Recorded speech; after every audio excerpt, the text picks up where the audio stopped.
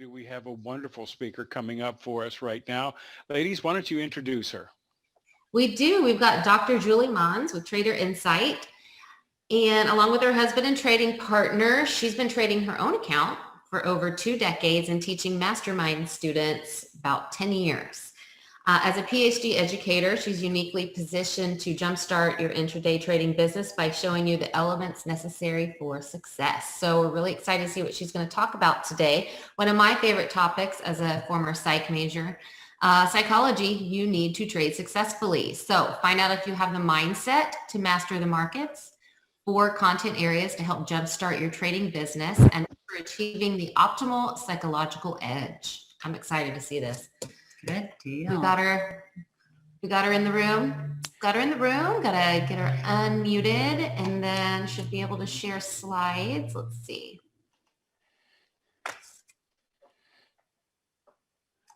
There we go. Psychology. Julie, let's test your mic. See. Hey, good afternoon, you guys. Hey, hi, Julie. Can you hear me? Good morning, good afternoon. How are you? Good, good. Thanks for joining us today. Excellent. Hey, thanks for having me. I'm looking forward to this. Absolutely. We are too. We're going to back the screen here. Raleigh will help you if we get stuck. Absolutely. So you'd take over the screen and... Okay, hi, you guys. Welcome. I am so sorry about all the technical stuff. I want to welcome you to our office and our home. This is a whole new way of doing things, and for us too. And so, as you just saw, we had a few little technical glitches there, but hopefully this is going to work. If not, just go ahead and text in there. Also, if you have questions as we go, text them in there. Adrian's here with me, and he can shoot me the questions too. I want to do this very sort of informally and casually, and I want to talk about something that's really important in trading, no matter what you're trading, is your trading psychology. So let's go ahead and get into this. Let me tell you about us. We are 2 PhD psychologists. We have been trading our own account for the last 20 years. So we were here from 1997. We started at the start when online trading went ahead and got to the retail client. Prior to that, there had been, we have people who we trade with have said that it used to be $50 a side to trade a stock. And there was no, intraday trading. You'd be calling up to your broker saying, hey, I think I want to buy IBM or GE or whatever it might be at that time.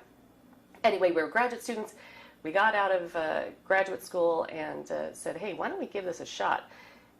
Looks like a lot of fun. I think that's a lot of people approach this and say it looks like a lot of fun. Adrian had a pretty big background in it and then went ahead and read everything he could about it and put together a unique set of strategies that we decided to go ahead and use. So the pictures you see here, that's us on the floor of the stock exchange and also the CBOE. We have had a lot of fun over the years with teaching our Mastermind students. We've done that the last 10 years. That has been an absolute hoot or a blessing or whatever you want to say. This can be a very lonely business, but what we have decided to do is bring folks in, and we've put together a group of a lot of wonderful people. The other important thing about showing you this is that these various boot camps, some are in Chicago there, some are in, we've had them in Southern California, but mostly we go to Miami Beach because it's a really nice place to sit and hang out and really get to know and understand people.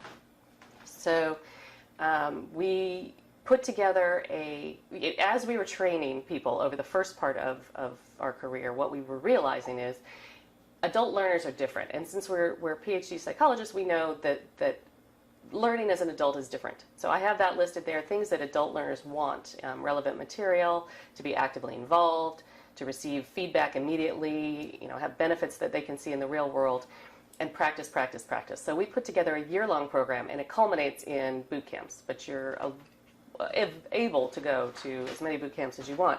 And the important thing about that, I'm just going to go back one, is that every single person sitting around this table has a different psychology, is what I'm getting at here. So every single person approaches this with different things they know, different ways that they've traded things before, different situations in their life and what they want out of trading. So it's important to really sit with people for a while and understand what it is they want out of it and what they're coming into it with. So now here is a successful trader, the elements of a successful trader. And this is distilled from a lot of veteran traders and a lot of books that you'll read even to this day. We always read. We always encourage you to stay up on your craft. And what traders who know what they're doing, or traders that are coaching other traders, always say is essentially these 3 things. But if you unpack this, it's more like 6 things. So the first thing is, if you're going to be a successful trader, you need to understand the playing field and understand the risks. This isn't the first time I'm going to talk to you about risks.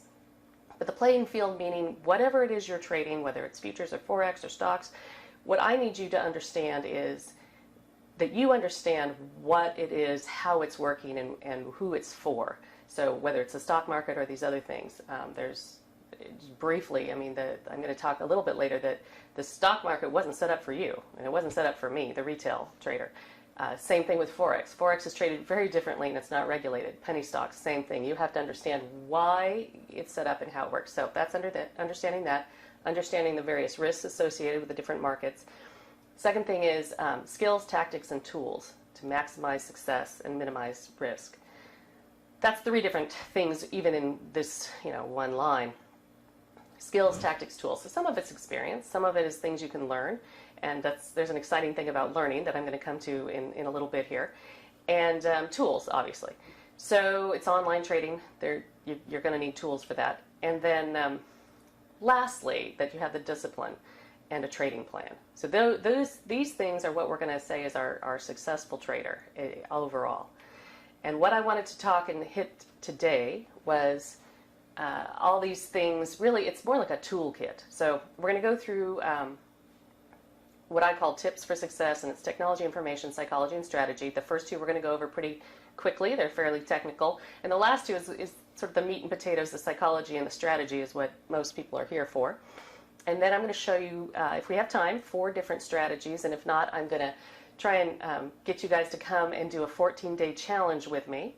So all we're doing here today is we're going to send out, if you go to traderinsight.com/challenge, what you could do is sign up for 2 psychological assessments, and then they are autoresponders and tell you where you fit psychologically in these 2 different assessments of trader style, but then also of a work environment scale. And then, yes, you can come in and see what we're doing. Like I mentioned, we have a Zoom every morning with our alumni, but you can look over our shoulders and see how we're trading the 4 or 5 different strategies that we have trading live every morning, and that we're trading ourselves every morning. So, okay, and then there'll be some Zoom stuff and some other things that I can do. So 14-day challenge, that's what's coming up. Okay, so in this idea of tips for success, think of technology, info, strategy, and psychology as 4 different boxes. The biggest box is going to be psychology. So in this Venn diagram, all the other things fit inside of psychology. Because if you think about it, the only thing you're bringing to the desk every day is you, right? Your tech might change, your strategy might change, information obviously changes. So we need to know, sometimes when we work with people, it won't be till a year later that they might mention, and mentioned over, a beer at we meet with our guys and we hang out with our folks, go skiing with them, whatever, and they might say, hey, by the way, I actually have been diagnosed with ADD, and I looked at our friend and I just said, you needed to lead with that, because then we can help you. We had someone else who was very rule-based, and then very much later on told me, well, I'm rule-based in a way that was more than just saying I like a rule. So it's helpful to get into people's psychology till we get to the next piece. Okay, now I have a slide here that our professors in grad school would have gone nuts about, because there's too many words here. But since you're looking at it at your own little screen, I thought I would just put it up so you kind of have an idea of where we're headed. The first 2, they're actually columns. So the first 2, technology and information, we're going to do first. Technology, we're just looking at hardware, internet screens, software, and brokers. You'll see that in a sec. Information, we're going to talk about various ways to get information. And then we'll come back to this and we'll do the 2 meat and potato ones next. So technology. we're always recommending to anyone who wants to trade, really no matter what you're trading, is you go ahead and you get a gaming computer. It has to have a lot of GPU. So, years back you used to talk about, how much storage and memory. What you need is graphics. So I'm not recommending any one of these. I don't use any of these, but I had gotten this off a search for 2020 best gaming computers. You can do the same sort of search. We use Alienware, and we also use these Microsoft Surfaces, but we have our clients use all kinds of different things, and that's just something to know. So if you have a computer and it's older, but you're thinking of doing any of these strategies that are going to take a lot of graphics, and charts are going to change, and you're going to be looking at charts, go ahead and pass that over to some kid that needs to be on Zoom meetings, or somebody else. Technology rolls downhill in our house, so Connor always sort of inherits the next thing down. So if you're thinking of upgrading, think about it with a gaming computer. The other technical thing to think about is when the whole business started, you were doing software separate from a broker. So we use something called Realtic, and that's that first one there with ES software. On the right side, those are softwares, and then separately, those are brokers that will run that software. Most people are familiar with software as a broker. So that's your TradeStation, E-Trades, Thinkorswim. We have a lot of clients that do use those, but there is a significant, it's just something to know as you go through this, is that when your broker has its own software, brokers in general, all of them are making money because you trade. That's the point of it, right? That's why they're in business. But there's things to know about those two things. Okay, that's tech. Speed through tech. Info, we always suggest you use market-specific news. So I've got the fly on the left. It's called the fly on the wall. We've used it for a long time. You can drill down and get all kinds of different information on that.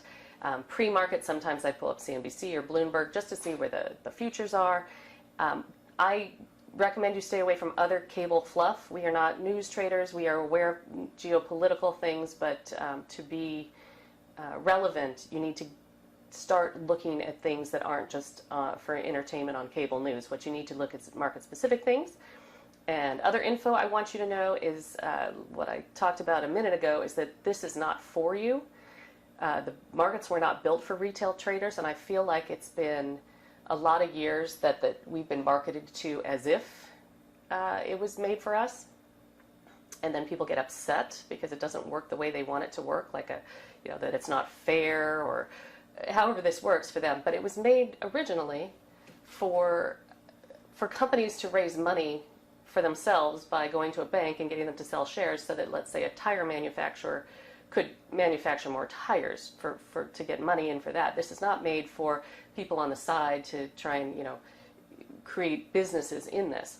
So we have done that, and all of you are going to do that also, but I need you to keep in the back of your mind that this isn't for you, and the rules aren't for you, and the way it works isn't for you. And along with that, it's also not a savings account. So here's my disclaimer in the middle for anything you trade. I think stocks are the safest because I think stocks are regulated the most. Commodities can be regulated as well. All the other things on the periphery, the Forexes, the penny stocks, the unregistered things, those are all buyer beware. All of it is buyer beware. This is not a bank account, and I am pretty frustrated when I talk to young people and they feel like it is. Like they can put money in it and it's always going to get bigger. So those things said, why is trading challenging?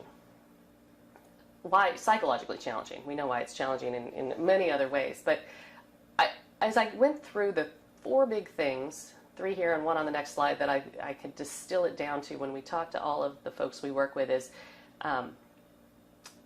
trading, first of all, psychologically, it's about opportunity. And opportunity necessarily involves choice. And then at the end of a choice, you could have disappointment or regret. So psychologically, there can be a very negative feedback. You have an opportunity. If it didn't work out the way you wanted to, you might have disappointment or regret. I'm going to come back to that in a minute. Trading is also about working smart, not only about working hard. I know a lot of people, some of the folks who are of retirement age, were really trained, and even folks around our age were trained to work hard, and it's just going to happen. And you do have to work hard in trading, but it's also about working smart. You can't get into the markets when things aren't working. You can't just hop in and just because you're there expect that something good is going to happen. There are professional people on the other end of this, no matter where, and other people, let's say in options who are trading, and everybody wants to get their profits out of this, their success out of this. So it's about working smart, knowing when to be in, knowing when to be out, and you have to know the difference. And also what we get a lot of is trading isn't like anything you've ever done before. I'm sure you're all very accomplished at something. I'm sure you have talents and are amazing at many things that you do. This isn't like any of them. And I have to say, sometimes we're a little bit offended that people will come into trading and say, oh, well, I should be able to know how to do this immediately. And we'll say, what do you do for a living? And they'll say, well, I'm a doctor. Well, did they hand you a scalpel? Or even entrepreneurs. I mean, yeah, when you started your business, were you successful the day one? Was it as capitalized as it is today? So I think there is an idea that if you're smart in one area, and I'm sure you all are smart in many areas, that you will be smart in this area. You just have to treat it like another content area. This is not something you've ever done before. And then lastly, as I describe the way that trading, why it's challenging, is people want it to be like a race car on rails. And what it really is more like is sailing a ship, right? So you're going to have knowledge about your instruments, and you're going to know about your sails and how to catch the wind and how to jib and all those things. I'm not a sailor, but those who we know who are, they know a lot about what they do, and and you can be clear-minded, and it can be dangerous and all those good things. No matter how good you are as a sailor, there are at least two elements out there that you have no control over, and one's the wind and one's the sea. And I find trading is much more like that. Is that no matter what kind of trading you're doing, I mean, you watch a kid drive a boat for the first time and they don't understand at all that you turn it one way to go the other way, and there is no corner turning. You're sliding obviously on the water, and you're sliding the other way.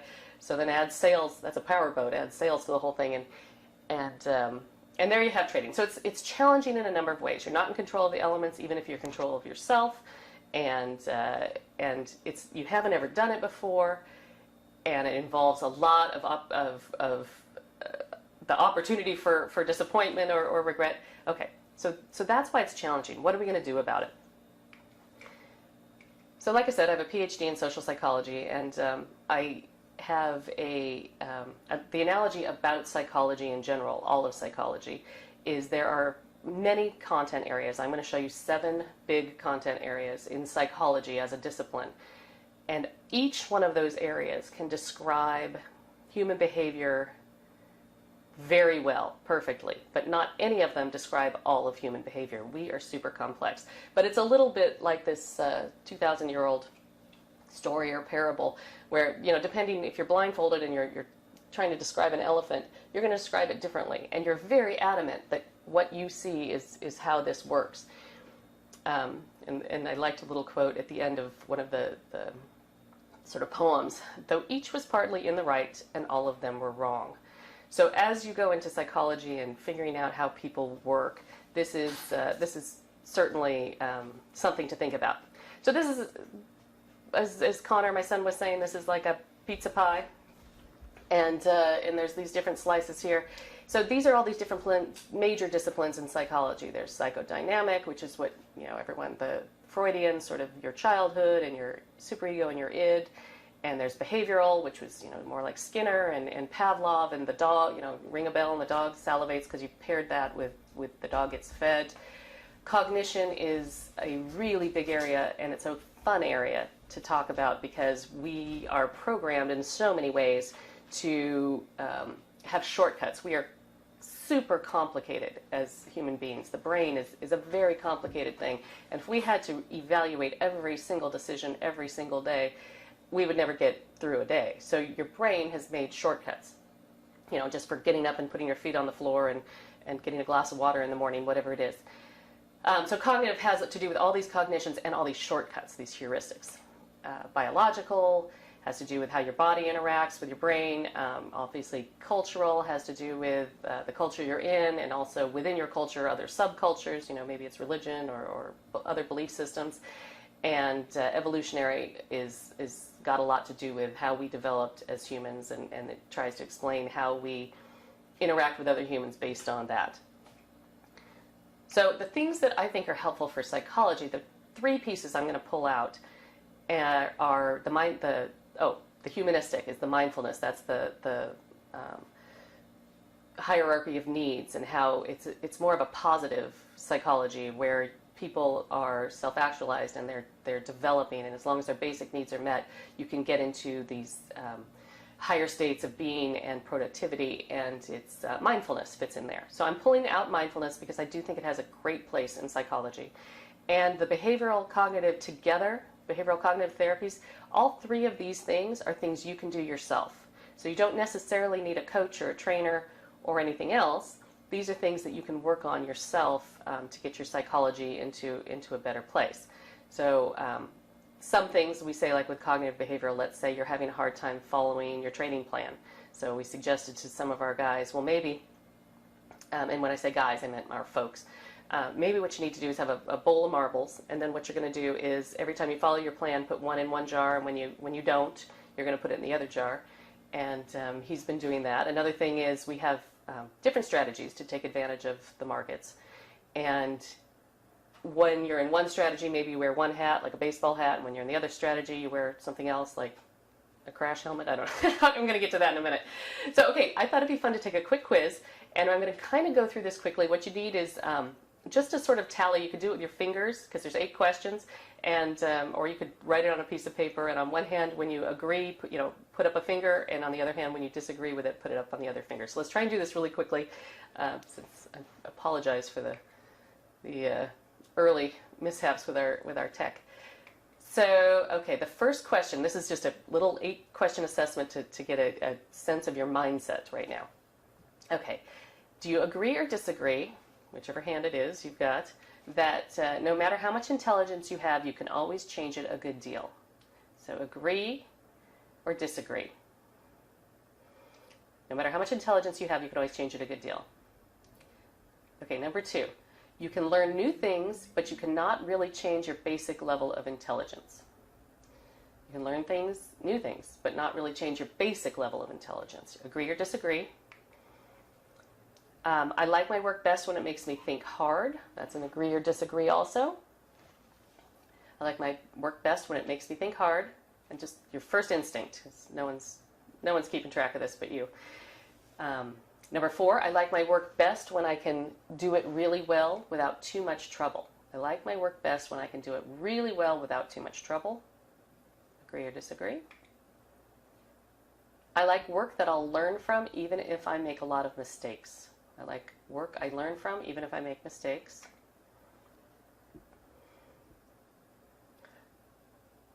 I like my work best when I can do it perfectly without any mistakes. I like it best when I can do it without mistakes. Agree or disagree? When something's hard, it just makes me want to work more on it, not less. Something's hard makes me want to work more, not less. Agree or disagree? And lastly, to tell the truth, when I work hard, it makes me feel as though I'm not very smart. When I work hard, it makes me feel as if I'm not very smart. Agree or disagree?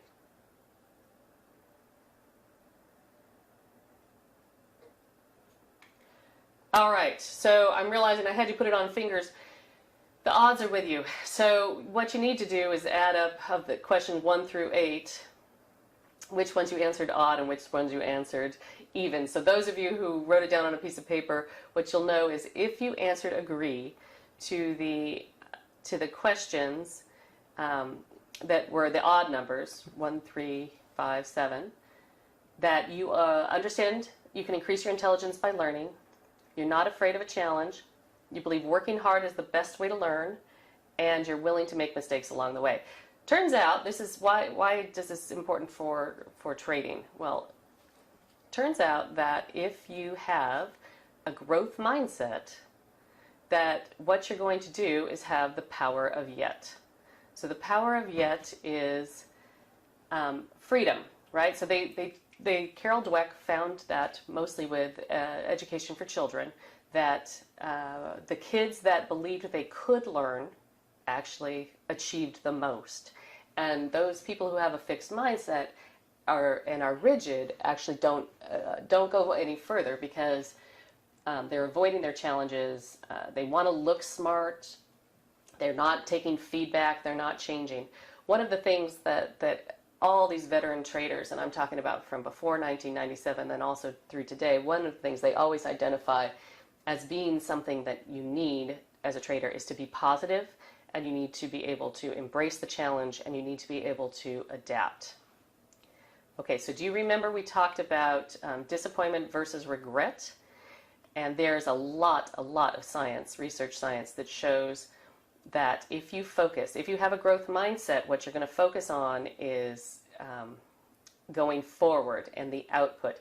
The problem with disappointment, what you always want to have, is regret, which is a funny thing to say. You don't want to be disappointed. Disappointment is more of a fixed mindset, and it focuses on the outcome, whereas regret is focusing on the input. So the downside of focusing on the outcome is that you're going to brood on it, you're going to be sad about it, I didn't do it right, I lost this money, and it takes you down a spiral of things that will not lead to your success. And there's no upside to it. But when you focus on your choice, right, you regret it, but regret means you can go ahead and make a different choice going forward. And every single trade you place, there's an opportunity to make money, to lose money, to follow your plan, to throw caution to the wind and do whatever it is you want to do at that time. And every trade is this opportunity where you are going to face either being disappointed or choose to just regret it if it doesn't go your way, so that you can see if you need to make a different choice going forward. And that's exciting. Why is that exciting? Because there's this whole past 10 years research, you might even have seen it or seen it used in other things, because everybody in the scientific community is excited as can be, and the social scientific community too, about neuroplasticity. Because neuroplasticity is talking about how the brain can continually make new connections and reorganize itself over the course of your lifetime. And mostly that was not what they thought. They thought by the time you were about 30, you were done for. So, and your brain was done for. And you may or may not know that your brain is organized in that right picture there is these neurons that have chemicals that go between them that can change. They also have sheaths that cover them that can be strengthened to make the impulses go more quickly. And why does everybody care about this? Because what they've found is there's a continuous generation of new neurons in different areas of your brain throughout your lifetime. But more interestingly is that new skills or experiences, so when you go out and you travel, or you decide to learn to trade, or you want to pick up a new language, those create new neural connections. Your brain is actually in there reorganizing itself. It's got a lot of connections, and they can actually see these bundles in brain scans. So new experiences create new connections. But what they also found is with practice and repetition, that the areas that you already had connected can get stronger, the sheath can get thicker so that impulses go faster, and the bundle gets bigger. So let's say, for instance, you wanted to learn to play an instrument, a piano or a guitar or something like that. What they find is, in these brain scans, is that as you learn and repeat and you practice those things, which is why I bring those up, because people assume you have to practice to get better on a piano or guitar, and as you practice those things, the bundle in your brain actually gets bigger. The last thing on here is also kind of interesting, that if the less you use something, those bonds break. Okay, how is this important for us? Well, for the piano teaching, obviously, the less you practice, the more those bonds will break. The exciting implication is, let's say you played piano as a child and now you want to take it up again, you can strengthen those again. But the nice one about psychology is the less you use a path, the less you think about things the way you used to, or the less you practice something the way you have once done, and take a different road and strengthen a different connection in your brain, this one will weaken and fall away and dissipate. So you can actually change your brain. Throughout the course of your life, you can decide what you want to learn, how you want to think, how you want your attitude to be. And that's a pretty exciting new way to look at things. And that's why one of the things that we really try and help people to do, and we support them doing if they like it, is the mindfulness idea of being present. You know, as two PhD students, even in the very beginning, we were not looking to try and control all the shortcuts in our brain, all the cognitions we were going to have while we were in front of a screen trading. And back then, I have to tell you, woo-wee, it was moving. The market was crazy. A girlfriend of mine had said, oh, you know, there's this new thing coming out called eBay. We said, that'll never work.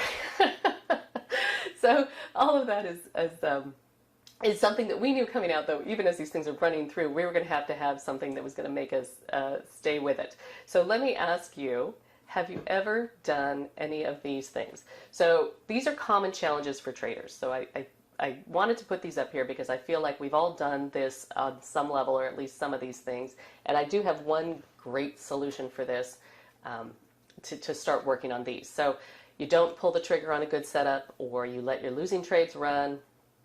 You add to losing positions, and ever using hope is no way to trade. Don't ever hope. This is not a place for hope. This is a dry, desolate desert. Do not hope in this place. A lot of our guys say, our folks will say they have morning profits and afternoon losses, or take unplanned trades because something looks good on the fly.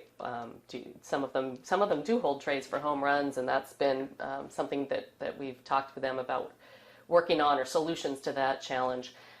Reduce position size after a loss. Oh God, I really got killed yesterday, so now I'm going to take half shares. That's usually the day that things go to the moon and everything on your your trading plan goes to target, or cut winning trades short. So the solution I have for that is just 4 little letters. It's a plan. You have to have a trading plan, and from the very start, when we were trading ourselves, Adrian created a trading plan that we were going to use every day ourselves. And this trading plan, Around the Horn, which was the start of it all, and on our website goes back to 2006, is one that we've done ourselves forever, and he's used it to capture market moves. So if you have a plan, you can eliminate almost all of those common mistakes if you stick to your plan. This is the thing. Here's what a plan needs to have. Clear criteria. So you need to know exactly what the trigger is going to be and what conditions trigger it. So for ours, if it's a long, the stock needs to either open below our price or go below our price before we get in. So clear criteria and the price, the trigger price you're going to get in or short, either way, get in. And you have to have exit strategies, right? There's 2 exits as far as I see. You can write in and tell me if there's another one. But there's a profit and there's a loss. I mean, there's a break even, right? But you've got to get out. There's one exit, and it's in one of 2 ways, but you have to plan for both. And then there's a reward to risk ratio that you need to make sure that's on your side. And if it's not on your side within the particular trade, it needs to be on your side in terms of overall profitability of the strategy. Okay, so I'm going to wrap up the psychology part here with telling you this is, oh, look, successful psychology is in these things. And it might be surprising to some people, but flexible thinking and a growth mindset is going to put you well on your way to any kind of trading you're doing. Also, if you have a plan you're going to follow, you must have a plan to follow. I mean, everyone is going to tell you these things. Anyone who's trading, and I think probably everybody here is talking, in this conference has been, I'm sure, telling you about their trading plans. There's a lot of ways to make money in the markets, a lot. I always tell people that. Finding the way that works for you and finding the trading plans that work for you is great. Being self-aware and focused, being motivated. You have to be passionate about trading. If you're not passionate about trading, you really got to rethink if you want to do this, because the people who are successful read about it, think about it, like it. They find it a puzzle. It's their crossword puzzle. It's really an exciting thing for them. And then finally, positive. You have to be positive. It's a strange thing to say, but you have to be positive to be a successful trader, and have self-compassion, because self-compassion in the literature actually equals patience, and patient people are really good. All right, so now we can move on to strategy. We've already talked about having a winning psychology, or at least having a psychology that sets you up for the challenge of trading. We've talked about how technology and information goes into part of pulling apart what you need to know. And now we're on to the piece that most people go to immediately, which is strategy. And we're talking about psychology today. So what I wanted to be able to share is that if you think about it, it's not just your psychology that's important. what you're doing is trading against other human beings or with other human beings. There's humans on the other end, so their psychology matters also. And also as an industry, there's a whole discipline called behavioral psychology and social science that talks about financial institutions and the decisions that they make and how that works with groups of people. And there's a lot of research on how individuals make decisions about their money, but also about how individuals who are in charge of large amounts of money make decisions. So when you think about psychology, it's not just you, it's the other people that are out there. And depending on what you're trading, it's a little more mano a mano in some of the markets. And in other markets, it could be just big group decisions. From the start, Adrian didn't really decide we were going to try and fight with the people on Wall Street. So we, in some of the strategies, are swimming alongside the whales and just profiting as they go. We're going along with them. And in other strategies, we're looking at how algorithms are moving big NASDAQ stocks that are really liquid, like Apple and Baba and Tesla. But there's people who write those algorithms. So to whatever degree is possible, we are trying to work with the big guns and not fight against that, and pull their psychology and ours closer together so we can profit, or at least we can challenge ourselves to be as profitable as possible along those lines. So one of the things we like to look at is a quote from Heraclides, which is, I think, from 500 BC. You can never step into the same river twice, because it's not the same river and you're not the same person. So if you think about all these psychologies that go into every day in the markets, it's always a different person and a different psychology the next day. Even if it's the same person, it's a different psychology. So if you think of the markets like a river, you're not ever going to be able to have this day the same way you had it today. It's a little bit like the cyclicality of markets. Adrian also, from the very start, decided that what we are going to want to do is profit from the way the market moves. Now, he knew enough at the time to know that when you say, buy low, sell high, that the market isn't a straight shot from low to high. And I think it's been marketed that way to people a lot, but that's not how it works in practicality. And if you've traded at all, you know that too. So markets go through a cycle where there is a accumulation. So it's more like a channel, more like a sideways move. And then they go into a markup, maybe, where they can go higher and they gather, and then they'll go sideways again in a distribution that usually leads to a markdown, and then, of course, another accumulation phase. Now, how does that look? Let's look at this year on the Dow Jones. What you have here is all the way through mid-September, and if you look at it, you can pretty much see what I just showed you, right?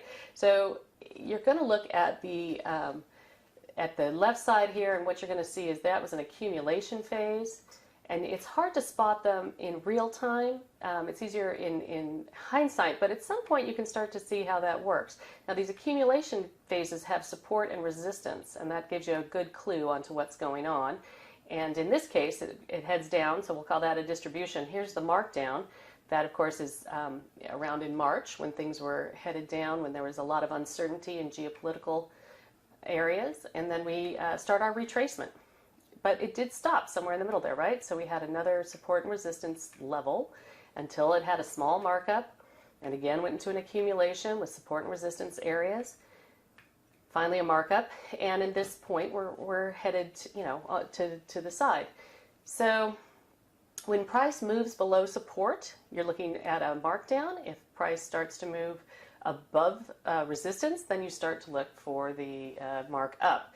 And that's sort of something to know, because if you don't want your trading to be a one-trick pony, right? Whatever strategy you have, you need it to be able to understand and take advantage, because as you see in this, there are a lot of times where the market is going sideways, and if you don't have a good way, if you're only trading momentum, either up or down, or let's say you only trade mark up, so you only trade long, you're going to need to have some strategies where you can trade long even if it's in a markdown period or if it's in an accumulation to the side. So these are just things to think about and kind of fall under the area of information, actually. Okay, let me show you how I do this. So this is my toolbox, and these are the things that I have access to.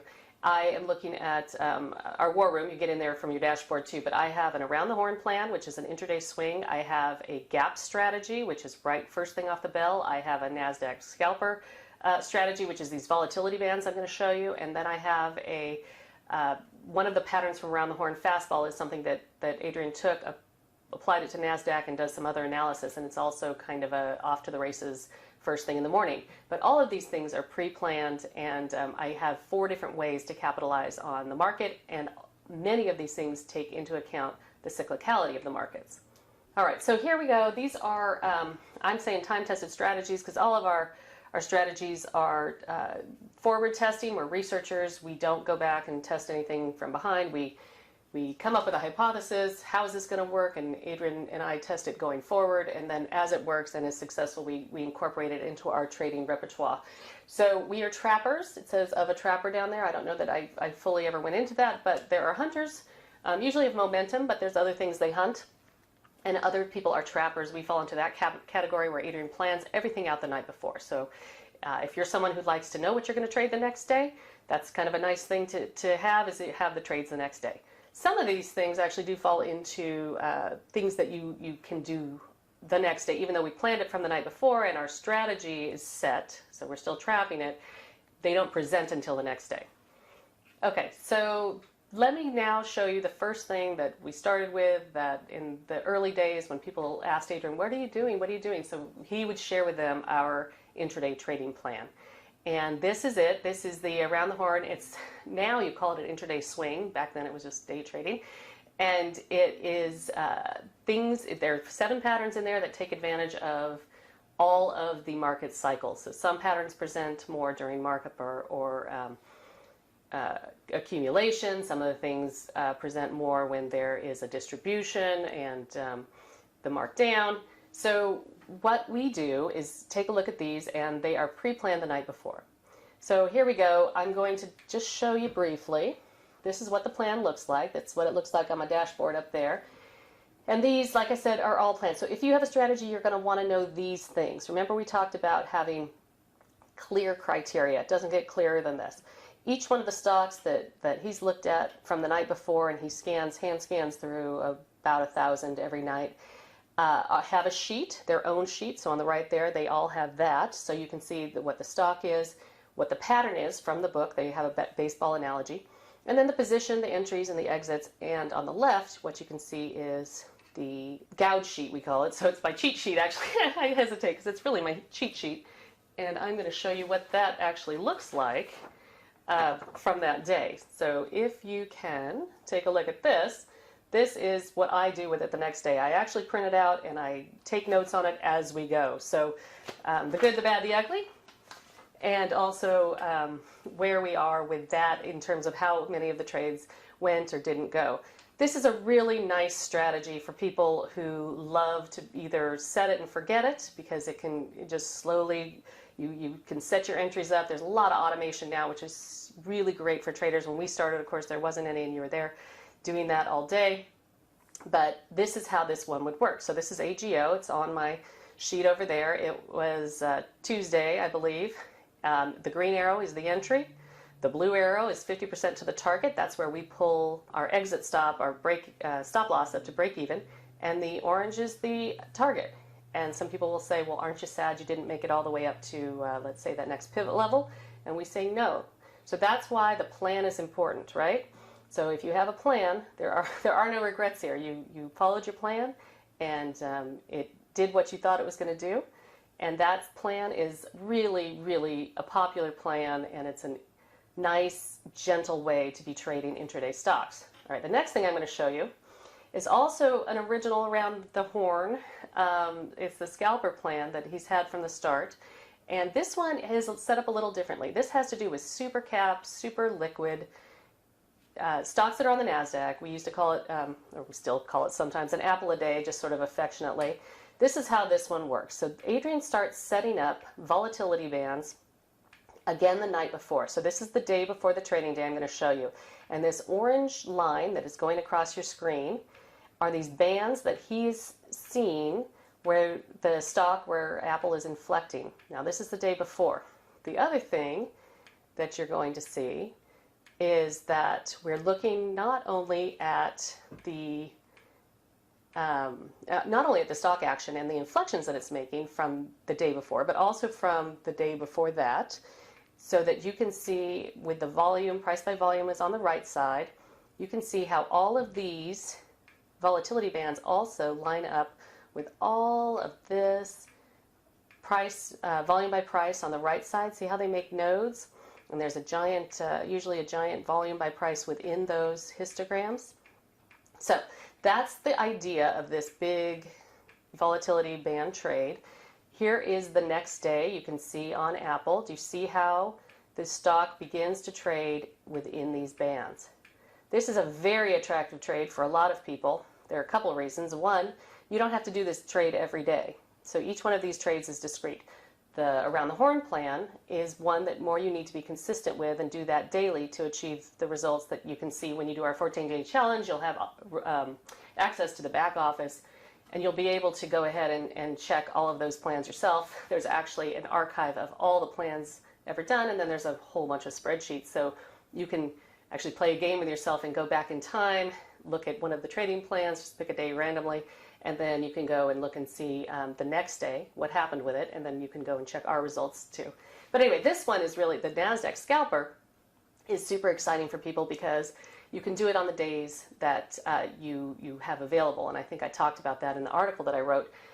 It's really interesting for entrepreneurs and people with busy schedules, so you do this when you can. We do it oftentimes off the morning, but it isn't always have to be off the morning time. The other thing I wanted to tell you is we look at pre-market for these, so I don't want to forget to tell you that. So we are in our trading room about 15, it's open at 9 a.m. Eastern, 6 a.m. our time, and we're in from about 6:15 to starting, and we are looking at the pre-market on these volatility bands. Let me show you what we do. So from the night before, this is what Adrian gives you, which is all the levels of Apple here. And you can, those are the ones he's put on there, but in the next morning you'll see me put those on there. These are floor trader pivots. We also use those as inflection points. The other part of that NASDAQ scalper plan that a lot of people like, especially when they're starting out, is we have these about 3 stocks every day he puts up there. BABA is one of them that I like to trade, that I've had success with trading, and it's actually got a really nice way of showing that there's 3 bands and a direction. So with Apple, you're looking for the direction before the market. With these 3 trades, you're just given these 3 trades. So you don't have any questions about what's going to go on or not. The only thing is if it's a long, say in this case on BABA, you're going to want it to go below those bands and then come back up through. So I print this out too. I put these on. You'll see that on the morning when you come in and do our challenge. And let me show you what happened the next day with those particular bands. So from the night before, those are the ones that were identified. You let the stock come down. This is BABA again, come down below. There's your entry on that volatility band. It's running through the next one, onto that one. We oftentimes set them up as brackets, so you're out at each one and in again when it pops down. You could do the last band. You can see there's an entry there too in another 5 minutes. Those are 5-minute bars. Okay, that's just 2 strategies. There's 2 more that are going to go on in this room that you're going to see. And it allows you to try and capitalize on your different psychologies. This is another one people love. It's the 2 standard deviation opening gap trade. I know a lot of people like opening gaps on different things. We do it a little bit differently. I'm going to give you a quick primer in it. Adrian has done a number of presentations on this, and you can go on the web and find those, and I'm sure many of you are probably already familiar with it. But imagine these are 5-minute bars, and on the left you've got the day before, and it closes up on that left side, and then it opens down the next day. So that's our gap, and what we're going to let it do in one of the 3 different modes that we take these trades. This one's called a 1, 2, 3. Doesn't always happen on the 3rd bar, as you're about to see. So what we're going to do, it gaps down, we're going to let it keep going down, and do you see this bar with a circle on it? So that ends up being the lowest bar. You don't know ahead of time what's going to be the lowest bar, but you're always looking at each bar you're going to get long just on the other side where this is on the bar after that circle, right? So that's the 1, 2, 3, 4, 5. On the 6th bar there is where you go long, and then your target is going to be the opening of your opening bar. So that's the idea that is behind this. It looks exactly like a baseball pattern, so Adrian calls it the Baltimore chop, that the Baltimore Orioles used to do, where it goes, the batter would hit it down into infield and it would fly out so that they couldn't get him out if it was a particularly slow runner. I believe it's not a legal move anymore in baseball, but that's where we went.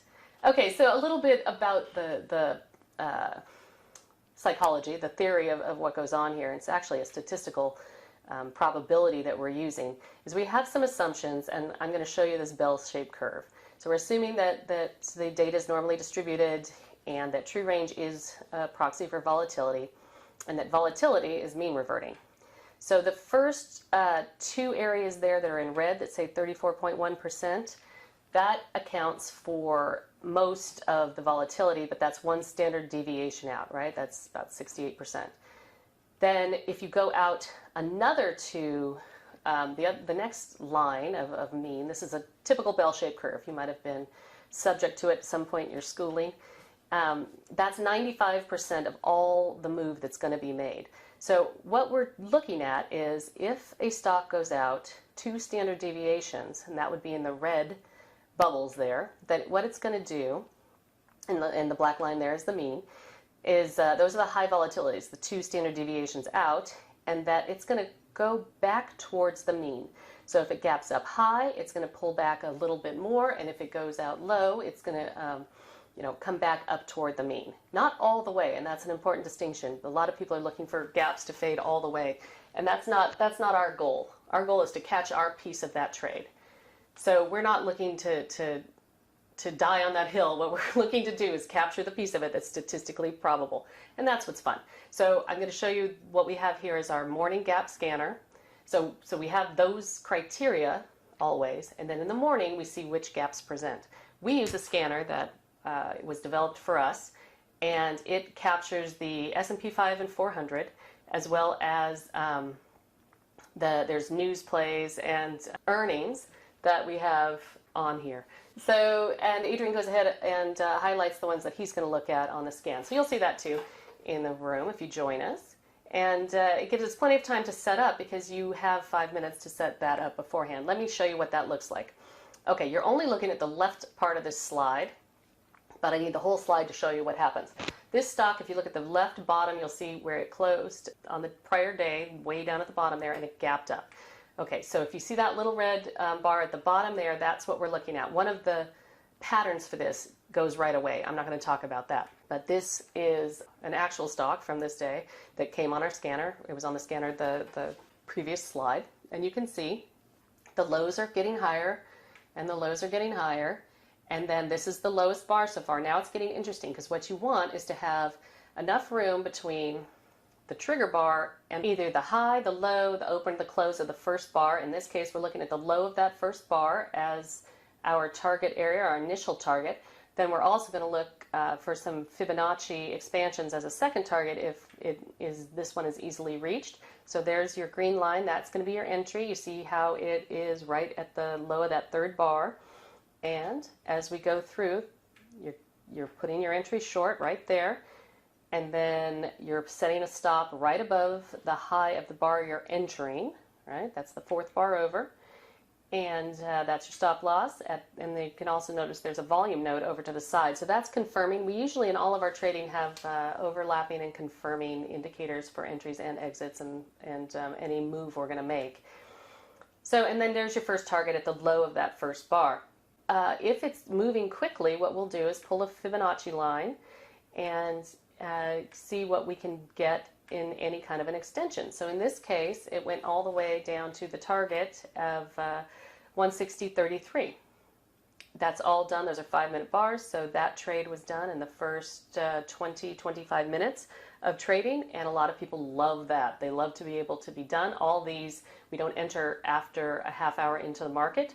So all these are necessarily, all the entries are done by a half hour, and mostly all of them are done within an hour, if not sooner. So when we are talking about entering these trades, I'm just going to show you really quick an order entry screen. This is your short order, and if you're doing 1,000 shares, you can see we put on a stop limit to get in, so it gives you a little bit of slip. And down here, if what you want to do is break it into half at target and half at the Fibonacci, this is what it looks like.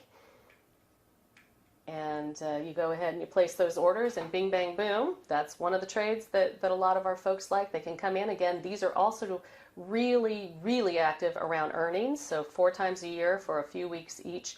They're super active, but they can be active more of the time depending on what's going on and what activities and how the market is looking at the time. So it captures reversals in the market really well or bounces in the market really well. So now we're going to talk about our expansion of range and volume trade. Normally it is on the New York Stock Exchange. For this particular trade I'm going to talk about now, it is on the NASDAQ, and that has taken it to a whole new level.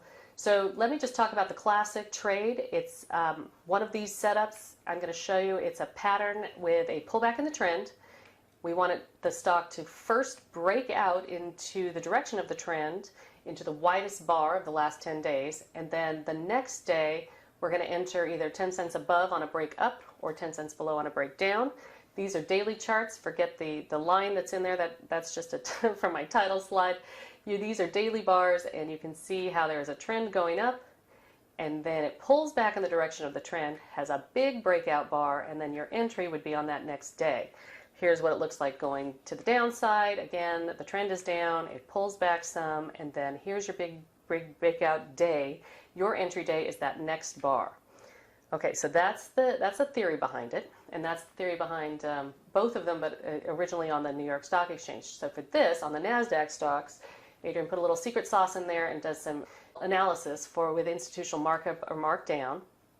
He also looks at the bid-ask spread to see if it's suitable for trading, if it's not too thin, and then also sets up a profit target either of $1 or the next floor trader pivot, whichever comes first. And then to get into the trade, you need it to be, for a long, you need it to come down below you, and for a short, you need it to be above you, coming down towards your price. All right, here's a daily chart of IIPR. So you can see here that what we have is an expansion of range and volume on the daily chart, and a lot of volume there on the volume on the bottom there. That day had a lot of volume. You can see to the side, the day had a lot of volume, also volume by price. There's heavy selling going on. And on the 5-minute chart of that setup day, you can see that there was a lot of headline-driven news going down, and we do some analysis of that. We don't do a ton of fundamentals, but we will look back for these particular trades on what's pushing on these stocks. You can see there was an over $8 sell-off. So that's a pretty good setup, right? So here we move on. See what's going on. We got lots of volume. We got lots of volume in the selling. We want to see all that. Those are all great signs overlapping for confirmation. Here's the next day. There are 3 XRVs on his plan for that day. Your entry is a tick above the high or below, depending on if you're going long or short. Your stop loss is based on 5-minute support and resistance, so you look on your chart to see that. And the target is for, again, for $1 or to the next pivot. All right, so here we are on the trade day of IIPR. You can see the green line is going to be our go line when it comes back down through there. The red line is your stop just above. That's based on support and resistance and volume off to the right. And your target is down there at $1, and boom, for the win. So that's a different kind of trade that a lot of our folks like to do. It's got some excitement and some juice, but it also is really, again, pre-planned. You know what you're doing when you get into it. A lot of these happen right off the open. These can be swing trades. Sometimes people leave them open to target, not after that. And it gives them what they need in terms of their trading day. So the importance of this entire suite of strategies is that we have strategies that go both for cyclicality and for the way markets trade intraday. All of these developed over time. A lot of our traders that come in and over our year-long program, they learn how to do all of these. The boot camps that I mentioned, people go to again and again, and that's part of that year-long adult learning strategies. You can go to all future boot camps because people pick up a different tool for their tool belt. These developed for us over time. Adrian developed them as markets changed. I'm not sure we actually talked about this, but Darwin is very often misattributed to saying it's only the strongest survive, or it's survival of the strongest. That quote is actually, it's survival of the fittest, meaning it's survival of the most well-adapted. It has nothing to do with strength. It has to do with adaptability. So the main thing when you're looking at strategies and fitting them with your psychology is that you go ahead and make sure that those fit your psychology and they're adaptable, and that you can use these over time. Okay, who has questions? This has been really great. I appreciate you guys coming to our office, coming into our home, and let us know if you have any questions. Again, go ahead and join us on the traderinsight.com challenge /challenge, and you can come in and get some psychological assessments so you can gauge where you are and with your psychology right now, where you want your psychology to go and be adapted to. Also, you'll get to see us trade these things live, and I will have some Zoom meetings so you guys can come and ask me questions once you've seen a few of them and get some idea about how we're doing this. We are going to do just a simple, we thought, 14-day challenge of you just sign up and you're given the 2 assessments. You can take those and they give you feedback immediately. It'll come back in a written form. And then you'll also be given access to the various plans we have on the site. And I'm going to do a Zoom for just this group, probably on midweek, and then also again sometime on the weekend, so that we can chat live and not this kind of Zoom. I promise you I promise you it'll work. And we can get that together, and I will be able to go over your assessments with you and also go over the strategies and anything anybody else wants to talk about in terms of trading our style. That sounds great. And we do have a transition slide, and I understand that traderinsight.com /challenge is where people need to go. That's it. Okay, great. Yeah. We have that in the chat. We have that in the chat panel, and that'll be also up with folks. And so what Julie is saying, just go ahead and do there. This is a free thing. Go in there, get it, fill it out, send the information in, join what they've got going on, and take advantage of this, because once again, setting the technical issues aside, what you had to say was worth its weight in gold. So we were very focused on what you were sharing with us and the information, and really fascinating, the psychology behind trading and where you need to be in your head to be successful around that. Thanks, Raleigh. It's been a real pleasure, and I had much more to say, and like I say, the replay will be great. Okay, that's perfect. Thank you so much, Julie. You're going to come back for our Wine and Women? Yes. It's Super. 5. We'll see you there. Yep, we will see you. Okay, thanks, you guys. I'll do regular Zoom when I come back in. Okay. Thank you, Julie. And once again, folks, we're just sharing the screen here, the Psychological Edge Trader Challenge. That's that free 14-day Trading Edge Challenge program. Proven method, effective for 98% of their Insight clients that they've got. They're going to share that and get that psychological edge that you need to move forward. All of that, traderinsight.com /challenge. And once again, we will work with Julie and her team to get a copy of her presentation, and we'll make sure that when we send out, first of all, every one of these presentations is being recorded. So we'll make sure that you get a high quality replay of her very, very valuable presentation. So we're rolling with the punches here. That's what we do. We're pros. We know what's going on. Julie, once again, thank you so very much. Thank you. Thank you, guys. Have a great afternoon. See you later. Okay. See you at 5. Yep. So with that, guys, we are here at the top of the hour, and I think it's time for us to, why don't we do a quiz? What do you think? Oh, sure. Why not? Twist our arm. Sounds good. All right. Everybody get ready. First person to get this correct wins a $100 Amazon gift card. So, Okey-doke. So the question is, who is the richest supermodel in the world? Wonder who that is. I know I had a guess and I was way wrong. I can picture her, who I think it is, and it's not one of the new young ones. So George, I don't know if you're answering who won or if you're suggesting which supermodels. George, our moderator, who puts the answer in there. That's both. Got it. Okay. All right, so it looks like the winner is Sophie. All right. And the answer is Kathy Ireland. Oh yeah, she's got a clothing line, or she's got. She has all kinds of stuff. She She even does. did an pseudo investment type Oh, TV. yes. It didn't last very it- long. right. She had that brand thing. My guess was Heidi Klum. That's who I thought it would have been. But anyway, Kathy, and you're exactly right. The way she parlayed her success as a supermodel into a brand is what Mhm. drove her to achieve the status. So good for her.